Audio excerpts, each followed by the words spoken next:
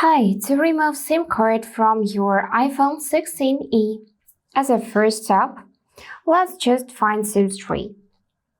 On this device, it is located right here on its left side, and to open it, we need to take this tool, which is called Ejector, and it goes in a complete with the device. But if you lost it, don't worry, this is really cheap tool.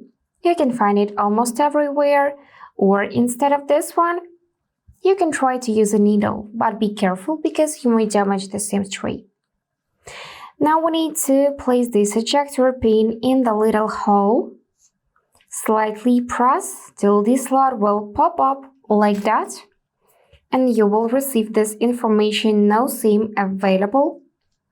And now take it out using your nails. And to simply remove your SIM card, just flip the slot and it will fall out itself. So now the slot is empty and we can put it back in the phone and close the tray completely.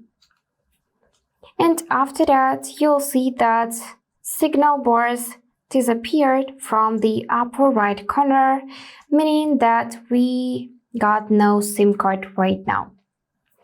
So that's it for today. If this video was helpful, please subscribe, like, and comment. And I wish you all the best. Bye bye.